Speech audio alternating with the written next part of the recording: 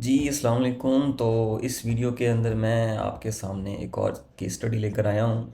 Case study ये बहुत मज़े की होगी और इंशाल्लाह आपको इससे बहुत कुछ सीखने को मिलेगा। तो ये स्क्रीन के ऊपर आप एक वेबसाइट देख रहे हैं। मैं बेसिकली रिसर्च कर रहा था कुछ कीवर्ड्स के ऊपर कीवर्ड्स फाइंड कर रहा था, ठीक है। तो मुझे चाहिए थे कुछ कीवर्ड्स लाइक बाथटब के बारे में, बेबीज़ के बारे में। तो कीवर्ड रिसर्च करते करते मेरे पास मैंने एक कीवर्ड जो है ना वो लॉन्ग टेल कीवर्ड जनरेट किया। अब ये कीवर्ड बेसिकली मैंने कैसे जनरेट किया था कि मैंने यहाँ पर लिखा था बेस्ट बाथ टब। यहाँ से मैंने एक स्पेस दी और यहाँ से मैंने आगे जो है ना एस लिखना शुरू किया। अब यहाँ पर मैं चाहता था कि मैं यहाँ से डिफरेंट जो मॉडिफायर्स हैं ना वो ट्राई करूँगा और देन इससे जो है ना लॉन्ग टेल कीवर्ड्स बनाऊँगा। तो यहाँ से तो मुझे कुछ नहीं मिला, यहाँ से मुझे कुछ नहीं मिला, मैंने छोड़ दिया इसको। देन आगे मैं फिर जो है ना इसको डिफरेंट मॉडिफायर्स के साथ, डिफरेंट जो सॉरी अल्फ़ाबेट्स हैं उनके साथ मैंने इसको ट्राई करना शुरू किया। तो जैसे मैंने एस प्रेस किया और यहाँ से मैंने इंटर दबाया तो मेरे पास यहाँ पर एक वेबसाइट आया। ये देखें, इस कीवर्ड का जो वॉल्यूम है हाँ वो है 20, और इसका जो ग्लोबल वॉल्यूम है वो है 20। ट्रैफिक पोटेंशियल इसके अंदर ऑलमोस्ट 600 क्लिक्स हैं, यानी 600 आपको विजिटर्स मिल सकते हैं अगर इसके ऊपर रैंक कर लिया जाए। जाहिर सी बात है कि वो डिफरेंट वेरिएशंस पर, डिफरेंट रिलेटेड कीवर्ड्स के ऊपर जो है ना वो रैंक करेगा, तो फिर आपको इतना ट्रैफिक मिल सकता है। तो जब मैंने इसके वेबसाइट्स चेक किए, अब डेफिनेटली ये एक कमर्शियल कीवर्ड है, ठीक है। नंबर 1 पर तो आप यहाँ से देख सकते हैं कि अमेज़ॉन रैंक कर रहा है, नंबर 2 पर न्यूयॉर्क टाइम्स है, नंबर 3 पर एक और एस्टेब्लिश वेबसाइट है और जिसका डीआर भी देख सकते हैं, ट्रैफिक भी देख सकते हैं। सिर्फ इस सिंगल कीवर्ड के अगर आप ऊपर देखें तो ये जो थर्ड नंबर पर जो वेबसाइट है ये ऑलमोस्ट 1 के ट्रैफिक ले रहा है, जिसकी वैल्यू भी आप नीचे देख सकते हैं। और 4 के ऊपर फिर एक और वेबसाइट है जो बेसिकली एक निश वेबसाइट है, बेबी से रिलेटेड है, यानी टोडलर से रिलेटेड है। नंबर 5 पर एक वेबसाइट है जिसने मुझे थोड़ा सा हैरान किया कि इस कीवर्ड के ऊपर ये रैंक कर रहा है, ठीक है। अब ये देखें, नंबर 5 पर रहते हुए ये वेबसाइट के ऊपर जो टोटल ट्रैफिक आ रही है वो है 2.2 के, ठीक है। और इसकी जो वैल्यू है वो नीचे आ रही है। डीआर चेक कर सकते हैं, टोटल जो रेफरल डोमेन्स हैं वो भी चेक कर सकते हैं। और इस कीवर्ड के ऊपर जो इसको ट्रैफिक मिल रही है वो है ऑलमोस्ट 396 इसको विजिटर्स मिल रहे हैं अकॉर्डिंग टू एचरफ। अब जाहिर सी बात है ये कम बताए जा रहे हैं क्योंकि होते इससे 3 टाइम्स ज़्यादा हैं। जब मैंने इस वेबसाइट को ओपन किया न्यू टैब के अंदर, अगर हम इसका चेक करें इस वेबसाइट की एज, तो ये देखें इस वेबसाइट की एज सिर्फ और सिर्फ 69 डेज़ है। और इसके ऊपर ये कंप्लीट एक कमर्शियल आर्टिकल लिखा हुआ है, ठीक है। इसका जो डिज़ाइन है, लाइक होम पेज का जो डिज़ाइन है वो ये है। अब यहाँ पर देखें, ये जो कंटेंट है ये इंग्लिश में है, ठीक है। और यहाँ पर अगर नीचे देखें, यानी इसका होम पेज देखें, तो ये सारे का सारा जो कंटेंट है वो आपको स्पेनिश के अंदर मिल रहा है। हाँ जी बिल्कुल, ये स्पेनिश के अंदर कंटेंट मिल रहा है आपको और इसको आप कन्वर्ट कर सकते हैं। अभी डेफिनेटली इसने हो सकता है प्लगइन्स लगइन इसने ट्रांसलेटर इसने यूज़ किया हो प्लगइन, ठीक है।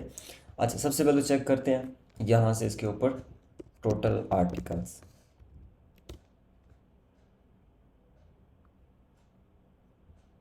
तो टोटल इसने 400 आर्टिकल्स पब्लिश किए हुए हैं। अब ये एक बहुत बड़ा नंबर है, लेकिन इस नंबर के अंदर भी कुछ चीज़ें छुपी हैं। लाइक ये देखेंगे ESR है। अब ये हो सकता है ये डेफिनेटली इसने वेबसाइट को ट्रांसलेट किया हुआ है और टारगेट इसने किया होगा, स्पेन को टारगेट किया होगा इसने। थोड़ा सा इसका जो पोस्टमार्टम है वो करते हैं। इसके ऊपर टोटल आई थिंक 400 से ज़्यादा आर्टिकल्स हैं। 2 साइड मैप है इसके अंदर। तो 2 महीने के अंदर 400 प्लस आर्टिकल, ऑलमोस्ट 700 आर्टिकल्स इसके ऊपर पब्लिश हैं। 700 आर्टिकल। अच्छा, इसके जो परमा लिंक्स हैं वो अगर देखें तो इसने आधा कंटेंट जो है ना वो इंग्लिश में टारगेट किया हुआ है और आधा जो कंटेंट है वो इसने स्पेनिश टारगेट किया हुआ है। एक तो ये चीज़ कंफर्म होगी, ये देखें।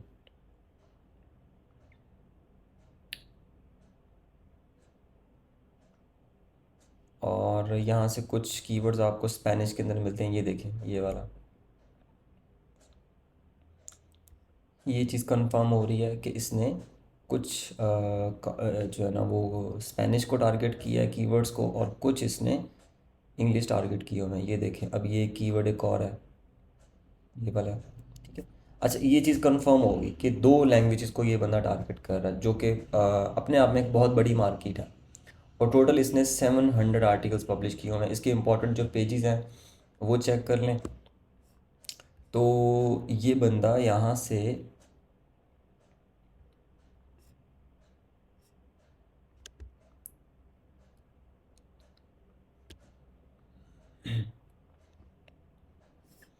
अच्छा, इसने पेजेस का यूज़ किया हुआ है यहाँ पर। बेसिकली एक साइलो स्ट्रक्चर इसने यूज़ किया है यहाँ पर, जिसके अंदर ये कर क्या रहा है कि इसने इसने बनाए हैं मेन पेजेस, इसने बनाए हैं। देन उन मेन पेजेस के ऊपर जो कमर्शियल कंटेंट है वो इसने यूज़ किया, लाइक कमर्शियल कंटेंट को इंटरनल लिंक किया। अब होगा ये कि जब बैक लिंक मिलेगा होम पेज के ऊपर, तो वो होम पेज पर तो बैक लिंक मिलेगा ही, लेकिन उसका जो लिंक जूस है वो इस इनके पेजेस पर आएगा। देन इसके पेजेस के ऊपर जो है ना, जो जितने भी इंफॉर्मेशनल और कमर्शियल कंटेंट्स हैं वो सारे के सारे सपोर्ट होंगे उस बैकलिंक के ज़रिए। अब ये जो पेज है ये इसने यहाँ पर होम पेज के ऊपर भी लिस्ट किया होगा लाजमी। पहले तो मैंने नहीं देखा, लेकिन ये देखें, ये देखिए, ये सारे के सारे इसके पेजेस कह सकते हैं, हो सकते हैं बहुत ज़्यादा डिटेल में। ये देखें, ये वाले, ठीक है, ये देखें, ये वाले। फिर ये नीचे देखें, ठीक है। फिर यहाँ पर ये शायद इसने पोस्ट वगैरह की हुई है, ठीक है। और इसी तरह जो मेन इसके पेजेस हैं वो यहाँ पर ये देखें, इसने नीचे भी लगाए हुए हैं। अब इससे क्या होता है, एक तो ये कि अगर होम पेज के ऊपर लिंक बनेगा, तो जो लिंक जूस है वो होम पेज के ऊपर जितना भी कंटेंट है उन सभी को पास होगा। देन उन मेन पेजेस के अंदर जो पोस्ट हैं, यानी जो कमर्शियल कंटेंट है, जो पोस्ट है, वो होगा सब, वो उस उन बैकलिंक्स का जो जूस है, लाइक उनकी जो पावर है वो उनको ट्रांसफ़र होगी। इससे एक तो जो ओवरऑल रैंकिंग है वो इम्प्रूव होगी, और दूसरी बात कि जो क्रॉलेबिलिटी है और जो क्रॉल बजट है वो जो है ना इसके ऊपर वन रहता है। तो क्रॉल बजट वन रहेगा इस स्ट्रक्चर के ज़रिए, और नंबर दो, इसके ज़रिए जो क्रॉलेबिलिटी है, इंडेक्सिंग है, वो बहुत ज़्यादा इम्प्रूव होती है। ये बाकायदा इसके पीछे एक थोड़ी सी एक कह लें कि डिटेल्स हैं, बहस है इसके बारे में, जो कि अगर एक अलग वीडियो के अंदर बात करें तो ज़्यादा बेहतर है कि आपका जो होम पेज है वो इसको किस कैसे सपोर्ट कर रहा है। लेकिन मैंने आपको एक कॉन्सेप्ट दिया है, कॉन्सेप्ट बताया कि इसने बेसिकली टारगेट किया है मेन पेजेस को, लाइक अपना जो मेन कंटेंट है, सॉरी, उसके वो टारगेट किया है इसने पेजेस के ऊपर। देन आगे फिर इसने उसके जो जो कमर्शियल कंटेंट है या जो उसके इंफॉर्मेशनल सपोर्टिव आर्टिकल्स हैं वो उसने पोस्ट के अंदर यूज़ किए हैं। अच्छा, ये चीज़ एक तो कंफर्म होगी। देन यहाँ पर इसने स्पेनिश को टारगेट किया। मैं यहाँ से ना जो इसका, तो सैमरज के ज़रिए थोड़ा सा इसको जो है ना चेक कर लेते हैं।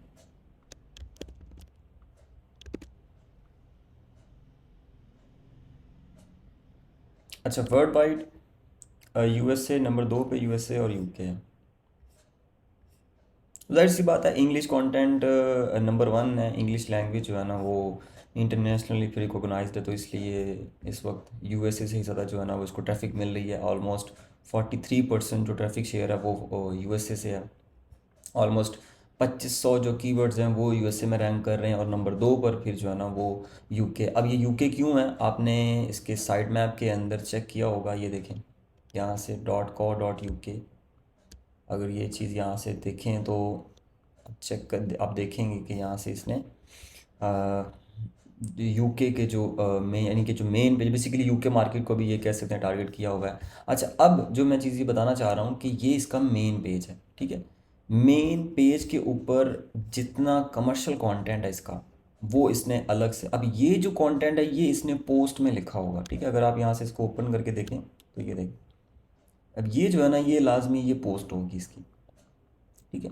तो अब होता ये है कि जब बैकलिंक मिलता है होम पेज को, तो उसका लिंक जो उस होम पेज को तो पास होना ही है, उसका जो पेज है, ये वाला मेन पेज है, इसको पास होगा। और यहाँ से जब जितने भी आर्टिकल्स इसके ऊपर लिस्टेड हैं उन सभी को उसका जो लिंक जूस है वो पास होता है। तो ये पूरी एक स्ट्रेटजी है, और ये एक तरह से साइलो स्ट्रक्चर भी होता है। यहाँ से इसको यूआरएल के अंदर भी टारगेट करते हैं। इस यूआरएल के अंदर होता ये, अगर मैं थोड़ा सा डिटेल में और जाऊँ तो फॉर एग्जांपल कि ये मेन पेज होता है, ठीक है, इसका जो यूआरएल स्ट्रक्चर बनता है, देन यहाँ से आपका रिव्यू होता है इस तरह, ठीक है। तो ये आपका मेन पेज होता है। इस मेन पेज के ऊपर आपके जितने भी रिव्यू आर्टिकल्स होते हैं वो इस मेन पेज के ऊपर इंटरलिंक होते हैं, ठीक है। और ये जो मेन पेज होता है ये आपने लिंक किया होता है होम पेज के ऊपर। तो ये इंडेक्सिंग के अंदर भी हेल्प करता है आपकी, और ओवरऑल जो रैंकिंग है उसके अंदर भी इम्प्रूवमेंट आती है। और तो और आपका जो कंटेंट है वो बड़े अच्छे तरीके से ऑर्गेनाइज रहता है। तो ये एक पूरी स्ट्रेटजी है। इसको इंशाल्लाह किसी और वेबसाइट के अंदर, सॉरी, वीडियो के अंदर डिटेल से भी बात करेंगे इसके ऊपर। अच्छा, ये कुछ इसके कीवर्ड्स हैं जिसके ऊपर ये वेबसाइट रैंक कर रही है। अगर यहाँ आप देखेंगे तो ये काफ़ी हाई कंपटीशन जो कीवर्ड्स हैं वो उसके ऊपर रैंक कर रही है। मैं यहाँ से इसके जो ऑर्गेनिक कीवर्ड्स हैं वो ओपन करता हूँ। ये मैंने अभी चेक नहीं किया कि ये एक एक्सपायर्ड डोमेन था या एक एज्ड डोमेन था, ये मैंने चेक नहीं किया। ऑल दो जाहिर सी बात है, 700 आर्टिकल पब्लिश करना 2 महीने में, not a cup of T. लेकिन मेरे मतलब माइंड में आया कि ये चीज़ आपके साथ शेयर करनी चाहिए, तो इसलिए मैंने शेयर की। अच्छा, ये देखें, अब ये काफ़ी हाई कंपटीशन कीवर्ड्स को टारगेट कर रहा है। ऐसा इसलिए इसने किया क्योंकि इसको अपनी स्ट्रेटजी का पता था। ये जो स्ट्रेटजी इसने टारगेट की है, ये हाई कंपटीशन कीवर्ड्स को रैंक करने के लिए बहुत ज़्यादा ड्यूरेबल होती है, बहुत ज़्यादा पायदार होती है। तो इसलिए इसने इस तरह की वो टारगेट किया है। इससे पहले भी मैंने एक वेबसाइट देखा है, मैं इंशाल्लाह उसकी केस स्टडी भी आपके सामने लेकर आऊँगा, और वो आपको इंशाल्लाह बहुत ज़्यादा जो है ना वो पसंद आएगी, उससे भी आपको बहुत कुछ सीखने को मिलेगा। अच्छा, सैमरस पे चेक कर रहे थे हमने, इसका डोमेन एज भी चेक किया है, हमने इसके मेन पेजेस को चेक किया है। इसने अपना बहुत सारा जो कंटेंट है वो मेन पेजेस पे रखा हुआ है। और हाँ जी, बिल्कुल ऐसा ही है। इसके अलावा इसके टोटल आर्टिकल्स हमने चेक किए हैं। देन यहाँ से इसके हम सैमरस पे जाके देख रहे हैं कि इसने काफ़ी ज़्यादा हाई कंपटीशन कीवर्ड्स टारगेट किया हुआ है। और इसके जो बैकलिंक्स हैं उसकी ज़रा प्रोफाइल एक चेक कर लेते हैं यहाँ से, बैकलिंक्स एनालिटिक्स। ओके, तो ये बैकलिंक्स हैं, तो चेक करते हैं क्या इसने बैकलिंक्स खुद बनाए हैं या ऑटोमेटिक मिले रहे हैं इसको। अच्छा जी, तो एक और चीज़ सामने आई है हमारे। तो भाई साहब ने यहाँ पर 301 रीडायरेक्ट्स भी यूज़ किए हुए हैं। ये ऑलरेडी मुझे थोड़ा सा डाउट था इसके ऊपर कि इन्होंने, ये देखें, बिल्कुल बिल्कुल ये 301 रीडायरेक्ट्स भी इसके ऊपर लगे हुए हैं। ये जो डोमेन्स .uk.co.uk की हैं, ये 301 रीडायरेक्ट इसके ऊपर कर रही हैं। तो काफ़ी मजबूत स्ट्रेटजी है। डेफिनेटली इसको टारगेट करने के लिए आपको टाइम चाहिए थोड़ा सा, बल्कि बहुत ज़्यादा टाइम चाहिए। लेकिन एज अ लर्नर अगर आप देखें तो इस चीज़ से सीखने को मिलता है कि लोग इस तरह भी काम करते हैं, इस तरह भी काम किया जाता है। और मैं इसकी एग्जांपल एक और आपके सामने रखूँगा। ठीक है, तो ये चीज़ आपने कंफर्म कर ली। इसने 301 रीडायरेक्ट्स भी यूज़ किए हैं, लाइक इसने एक्सपायर्ड डोमेन फाइंड की होगी अपनी निश से रिलेटेड, और देन उसको उसने यूज़ किया हुआ है। और इस तरह भी है कि इसने डॉट जो टी एल डी है, डॉट अपनी ही सेम डोमेन के साथ इसने जो टी एल डी है वो .uk के अंदर ली है, और उसको भी इसने रिडायरेक्ट किया हुआ है। तो दो मार्केट्स को ये टारगेट कर रहा है, और बहुत अच्छे से टारगेट कर रहा है ये डोमेन्स के ज़रिए, टी एल डीज़ के ज़रिए ख़ास तौर पर। तो ज़्यादा जो बैकलिंक्स हैं इसके बेसिकली वो 301 रीडायरेक्ट्स ही हैं, बिल्कुल ऐसा ही है। और कुछ यहाँ पर ये ये भी 301 रीडायरेक्ट्स हैं। ऐसे लग रहा है जैसे इसने काफ़ी ज़्यादा 301 रीडायरेक्ट्स किए हुए हैं, एक्सपायर्ड डोमेन्स ली होंगी, फाइंड की होंगी इसने। तो काफ़ी अच्छे बैकलिंक्स इसको मिले हुए हैं। ये भी 301 रीडायरेक्ट है, ठीक है। अच्छा, आगे चलते हैं इस वेबसाइट के ऊपर। जो प्लगइन्स और थीम्स हैं वो कौन से हैं।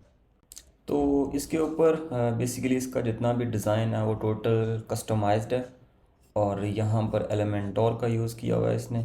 थीम के हवाले से यहाँ पर ये यहाँ से थीम का जो लिंक है वो आपको मिल चुका है। इसका थीम वर्डप्रेस के टॉप 10 थीम्स के अंदर है, लेकिन मुझे ये कोई इतना पॉपुलर नहीं लगता क्योंकि मैंने यूज़ नहीं किया। मैं सिर्फ जनरेट प्रेस यूज़ कर रहा होता हूँ या कैडेंस यूज़ कर रहा होता हूँ प्रीमियम। तो एलिमेंटोर सर इसने जो है ना इसको कस्टमाइज़ किया हुआ है। देन यहाँ से ये इसके प्लगइन्स हैं। हाँ जी बिल्कुल, ये देखें, ये इसने ट्रांसलेटर यूज़ किया हुआ है। ट्रांसलेट मल्टीपल लैंग्वेजेस के अंदर इसने ये एक प्लगइन यूज़ किया हुआ है यहाँ से, जो इसको इसके कंटेंट को ट्रांसलेट कर रहा है स्पेनिश के अंदर, और स्पेनिश से कर रहा है ये इंग्लिश के अंदर। इसके अलावा एलिमेंटोर यूज़ कर रहा है हैप्पी एडॉन्स फॉर एलिमेंटोर प्रो, और एडॉन्स रैंक मैथ ये यूज़ कर रहा है जी एसईओ के लिए। और ये एक और प्लगइन इसने यूज़ किया होगा। तो ये इसका ओवरऑल एक केस स्टडी है। अब इस वेबसाइट के ऊपर अकॉर्डिंग टू एचआरएफ आपने देखा कि इसके ऊपर कितने विजिटर्स हैं। डेफिनेटली इसके ऊपर 10K प्लस विजिटर्स लाजमी होंगे, और बहुत ज़बरदस्त इसने बंदे ने काम किया हुआ है। ये देखें, ये इसने प्रॉपर एक कंपेरिजन टेबल ऊपर बनाया है। और यूज़र एक्सपीरियंस की, हाँ, अगर एज अ रीडर अगर मैं देखूँ तो ये जो एरिया है, लाइक जो रीडिंग एरिया है ना, वो अगर थोड़ा सा स्ट्रेच होता तो फिर ज़्यादा अच्छा रहना था। क्यों? क्योंकि जब एज अ रीडर मैं इसको रीड कर रहा हूँ तो मुझे, यानी यहाँ से शुरू होती है मेरी नज़र और यहाँ से ऐसे, तो मुझे इस तरह करना पड़ता है। जबकि होता ये है कि आप क्या, आपकी जो नज़र है वो बिल्कुल फोकस रहती है और आप उसको रीड कर पा रहे होते हैं। तो यहाँ से ऐसे रीड करना, ये थोड़ी सी जो है ना एक इरिटेशन होती है। और ये जो ब्रांड वेबसाइट्स आप देखेंगे अगर, तो उनका जो कंटेंट है वो सेंटर होता है, कंटेंट उनका सेंटर होता है। और उसकी वजह यही होती है कि वो बिल्कुल फोकस करवा रहे होते हैं, वहाँ ऐसे नहीं करना पड़ता आपको। तो ये सारे के सारे रीडेबिलिटी के फैक्टर्स हैं। बहुत बारीकी से अगर मैं बात करूँ तो शायद फिर आप बोर होना शुरू हो जाएंगे कि ये सारे के सारे रीडेबिलिटी के अंदर सिर्फ ये नहीं आता कि आपके छोटे पैराग्राफ होने चाहिए, छोटे सेंटेंसेस होने चाहिए, ऐसा नहीं होता। इसके अंदर बहुत सारी चीज़ें होती हैं जो जो आपकी रीडेबिलिटी को इम्प्रूव करती हैं। तो होप्स हो कि आपको इस केस स्टडी से काफ़ी कुछ सीखने को मिला होगा। एक और केस स्टडी है, बहुत मज़े की है, वो भी मैं आपके सामने रखूँगा। अच्छा, यहाँ पर इसका मेन्यू भी मैं सॉरी बताना भूल गया। ये देखें इसका मेन्यू प्रॉपर उसने, यानी कि पेजेस को, मेन पेजेस को, पोस्ट को। और ये एक, अगर आप कहेंगे तो मैं एक अलग वीडियो के अंदर ये प्रैक्टिकली आपको बता सकता हूँ कि ये इसने कैसे बनाया और ये इसको कैसे बनाते हैं वर्डप्रेस के ऊपर, इसके बनाने का क्या मेथड है। तो अगर इंटरेस्टेड हैं तो कमेंट करें, और मैं मिलता हूँ आपको एक और वीडियो के अंदर। अल्लाह हाफिज़।